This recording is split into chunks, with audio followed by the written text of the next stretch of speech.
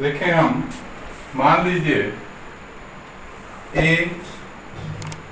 x1 y1 और b x2 y2, ये दो बिंदु हैं। इन दोनों बिंदुओं को मिलाने वाली रेखा को कोई बिंदु P m1 अनुपात m2 के अनुपात में विभाजित करता है। यहाँ पर कोई बिंदु P है, ठीक है। तो m1 AP और BP का जो अनुपात है वह हमारा m1 अनुपात m2 है। यानी यहाँ पर AP और BP का अनुपात m1 अनुपात m2 है, तो P बिंदु का निर्देशांक क्या होगा? ध्यान लिख लें, दो बिंदुओं A x1 y1 और B x2 y2 को मिलाने वाली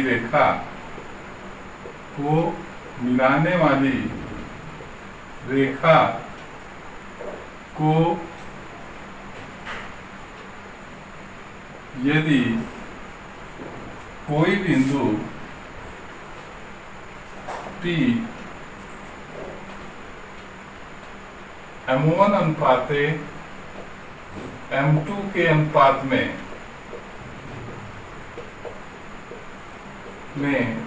विभाजित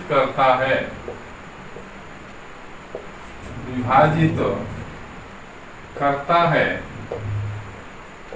तो विभाजन बिंदु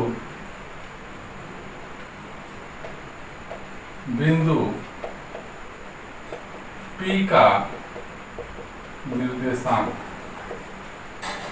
का निर्देशांक क्या होगा? यहाँ पर देखें, P का निर्देशांक हमारा होगा m1 x2 plus m2 x1 अपान m1 प्लस m2 कामा m1 y2 plus m2 y1 अपान m1 प्लस m2। यही इसका निर्देशांक होगा। इस पर आधारित हम एक प्रश्न को देखें। इस पर आधारित जो प्रश्न है, इस प्रश्नावली 7.2 का पहला प्रश्न देखें। यहाँ पर पहला प्रश्न, इस पहले प्रश्न में क्या दिया गया है? प्रश्नावली 7.2 का प्रश्न नंबर 1, उस बिंदु के निर्देशांक ज्ञात कीजिए। पहला प्रश्न दिया गया है, उस बिंदु के निर्देशांक ज्ञात कीजिए। किस बिंदु का निर्देशांक ज्ञात कीजिए? जो बिंदुओं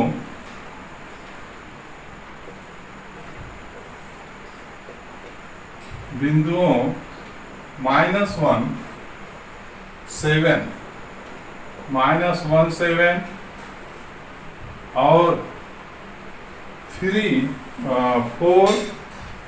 4 -3 को मिलाने वाले रेखाखंड को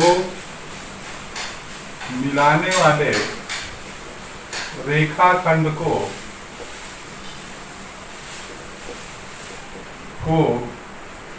2:3 के अनुपात में, को 2:3 के अनुपात में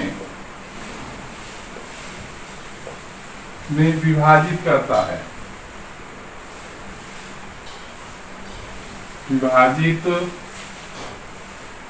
है।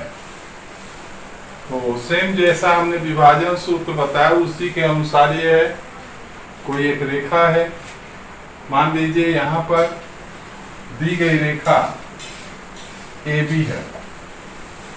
ये ए बी रेखा है, ए के निर्देशांक -1 और 7 है, बी के निर्देशांक 4 -3 है, और P कोई बिंदु है। P यहाँ पर कोई बिंदु है जो इसे 2:3 के अनुपात में विभाजित करता है। 2:3 के अनुपात में इसे विभाजित करता है। तो बिंदु P का निर्देशांक ज्ञात करना है। यहाँ पर देखा जाए,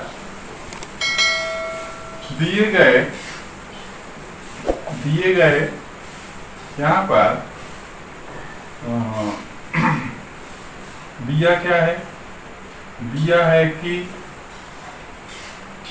x1 आपका -1, x2 4, y1 7, y2 -3, m1 बराबर 2 और m2 बराबर 3। तो विभाजन बिंदु P का निर्देशांक, विभाजन बिंदु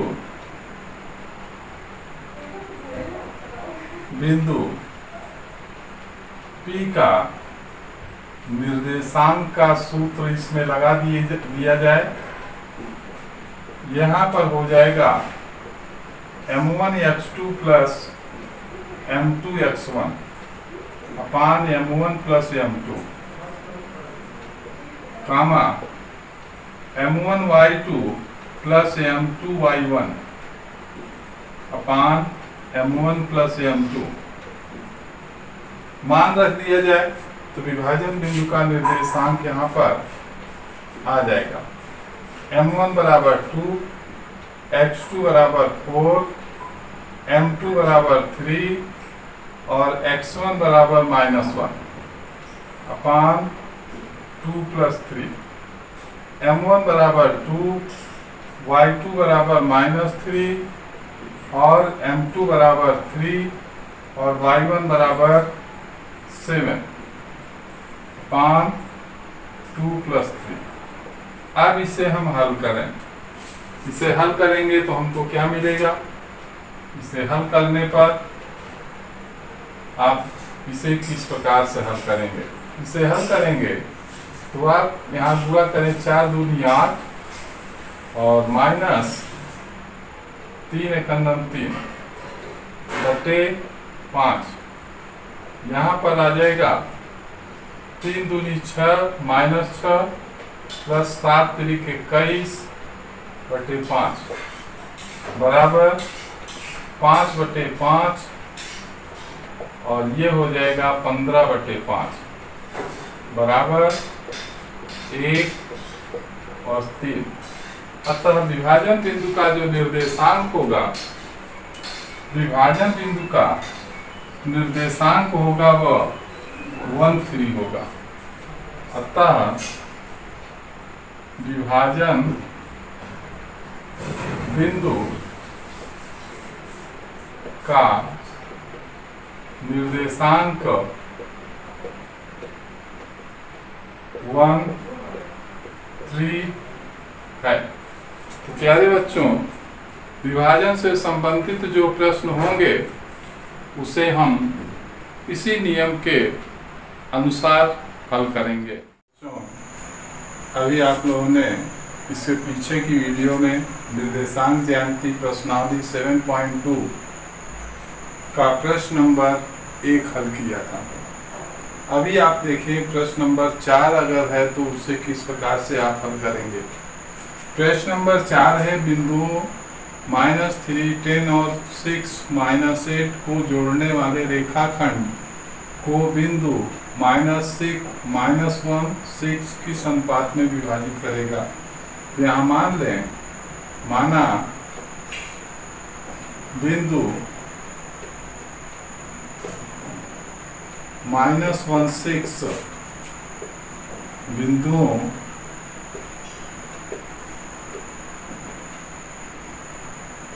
-3, 10 और 6 माइनस 8 को जोड़ने वाले रेखाखंड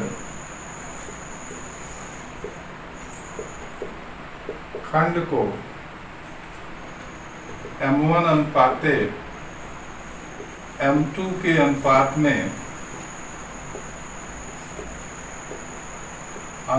में विभाजित करता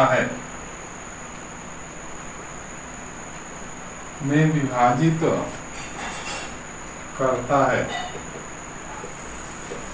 तो यहाँ पर हमारा दिया गया दो बिंदु A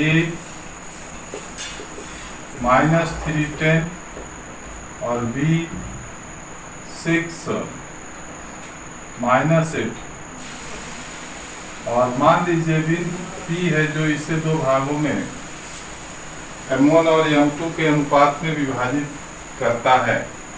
तो यहाँ AP अनुपाते BP बराबर M1 अनुपाते M2, X1 बराबर -3, X2 बराबर 6, Y1 बराबर 10, Y2 बराबर -8, और विभाजन बिंदु का निर्देशांक आप ज्ञात करें तो विभाजन बिंदु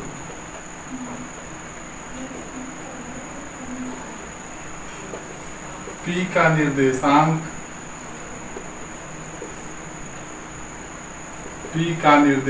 आप प्राप्त करेंगे, जबकि यहाँ पर P का निर्देशांक प्राप्त करेंगे तो आपको मिलेगा M1 X2 plus M2 X1 अपान M1 plus M2, M1 Y2 plus M2 Y1 अपान M1 प्लस M2। यहाँ पर P का निर्देशांक आपका दिया गया है, P का निर्देशांक है -16।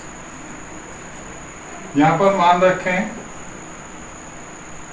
M1 इंटू X2 इंटू 6 हो जाएगा, M2 इंटू X1 के स्थान पर -3 हो जाएगा, M1 प्लस M2। यहाँ पर देखें M1 into Y2 means -8, M2 into Y1 into equal to 10, M1 plus M2। इस प्रकार से इसे अगर हम हल करें तो आगे हमें क्या प्राप्त होगा देख लें, और इसी को हमें हल करना है। तो क्या प्राप्त होगा यहाँ पर देखें, ये हल करने पर हमें प्राप्त होगा 6M1 प्लस या -3M2 अपान M1 प्लस M2, और ये बिंदु प्राप्त होगा -8M1 और प्लस 10M2 अपान M1 प्लस M2। ये बिंदु प्राप्त होंगे, और बिंदु P का निर्देशांक दिया गया है, तो बिंदु P के दिए गए निर्देशांक से बिंदु P -16 से तुलना करने पर हमको क्या प्राप्त होगा, हमें प्राप्त होगा कि 6M1 -3M2 upon M1 plus M2 equal to -1। अब इसी को हल कर लिया जाए तो विभाजन बिंदु का निर्देशांक के इसको हल करने के बाद M1 और M2 का अनुपात हमें मिल जाएगा। तो यहाँ पर देखें तिर्यक गुणा किया जाए 6m1 minus 3m2 equal to -1 into m1 plus m2। हल करेंगे तो 6m1 minus 3m2 equal to -m1 minus m2, 6m1 और ये प्लस m1 और ये हो जाएगा -m2 प्लस 3m2 और यहाँ आ जाएगा 7m1 इक्वल टू 2m2 और इसे हल करेंगे तो m1 upon m2 equal to 2/7 अर्थात m1 अनुपाते m2 बराबर 2/7। कहने का अर्थ ये हुआ कि जो बिंदु होगा -1 6 या दिए गए बिंदुओं को 2:7 के अनुपात में विभाजित करेगा। तो प्यारे बच्चों, इस प्रकार से दिए गए अगर प्रश्न है तो यहाँ पर विभाजन का सूत्र लगाकर आप इसे हल कर सकते हैं। बच्चों, प्रश्नावली 7.2 का प्रश्न नंबर 6 देखें।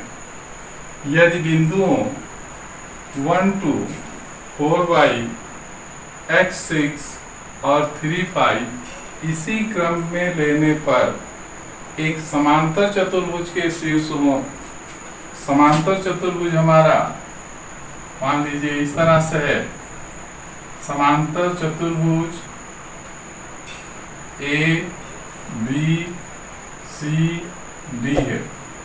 इसके शीर्ष 1 2 4y और सी के निर्देशांक x6 और डी के 3 5 इसी क्रम में लेने पर एक समांतर चतुर्भुज के शीर्ष हो तो x और y ज्ञात कीजिए। यहाँ पर x और y के का मान ज्ञात करना है। प्यारे बच्चों देखो, ए बी सी डी एक समांतर चतुर्भुज है, इसका विकर्ण AC होगा, दूसरा विकर्ण BD होगा। हम जानते हैं कि समांतर चतुर्भुज का जो विकर्ण होता है वह एक दूसरे को समद्विभाजित करता है। समांतर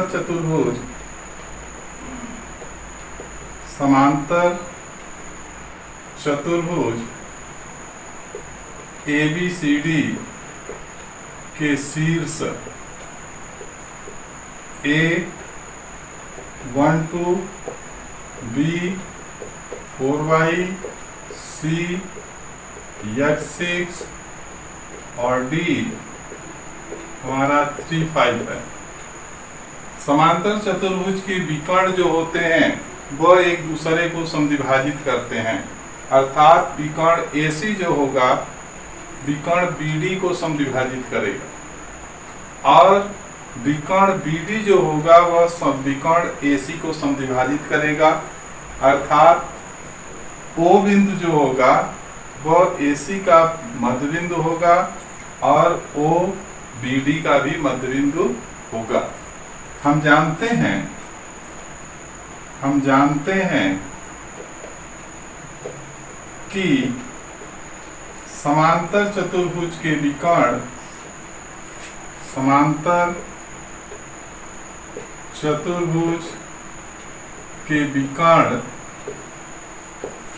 एक दूसरे को समद्विभाजित